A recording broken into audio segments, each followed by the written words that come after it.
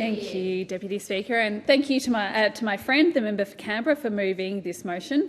The two of us do share a keen interest and passion for working to close the gender pay gap, a passion that I know is shared by all my colleagues here and, in fact, everyone in our government from the Prime Minister down.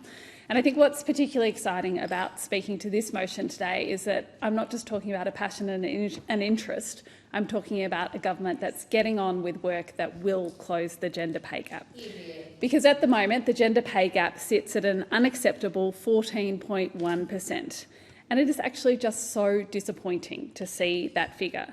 It translates to men earning almost an extra $264 per week more than women. You know, I think there are many women in our community, men as well, who, when they hear that number, are actually just shocked.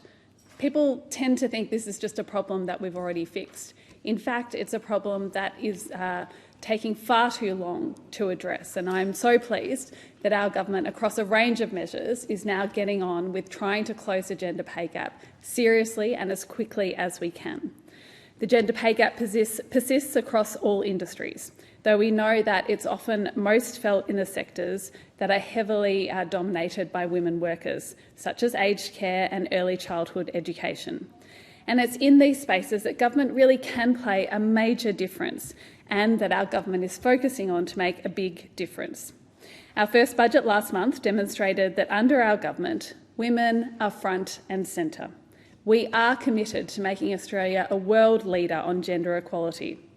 Our government is following through on our commitment for cheaper childcare, and I know what a difference that is going to make to women in my electorate and to women around the country who will be able to afford more childcare and therefore be able to work more. It will make it easier for parents to get back into work, particularly mums who may want to be working that extra day a week.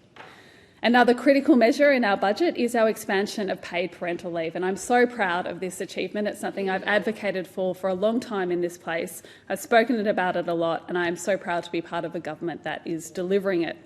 We know there is a wealth of research out there that shows a well-designed paid parental leave policy will deliver dividends in encouraging parents to share unpaid caring responsibilities. It has positive impacts on children's development and the well-being of parents, and in the context of what we're talking about now, it is most likely to boost women's workforce participation. So that means, again, women have the chance to work more and hopefully have some impact on closing that gender pay gap. And of course, the gap in earnings that women face across their lifetime. That means too often at the moment, when women get to the end of their working life, they're actually facing time in poverty. As we know, women are the fastest growing group, older women are the fastest growing group facing homelessness. It should not be like this in our community. Importantly now, our government is amending the Fair Work Act to add gender equity to the heart of our Fair Work system. In doing so, we are setting a clear expectation that the Fair Work Commission must consider this aim when performing its functions. Whether it's setting the minimum wage, considering changes to awards or something else, this is a development that will make a real difference. I mentioned aged care and early education workers before because both of these sectors are so important to our country. They helped carry us through the pandemic, and I've said it before and I will say it again, the women who work in these sectors and the men are absolute legends. We rely on the people, mainly women, who work in these sectors. And in fact, we will do so more and more in the future. We know, again, that demand for aged care in our country is growing. We know that our reforms to childcare will mean that demand for childcare is growing. And yet these entire sectors are at risk because we do often struggle to have a workforce. And one of the main reasons we struggle to have a workforce is because their work is still undervalued.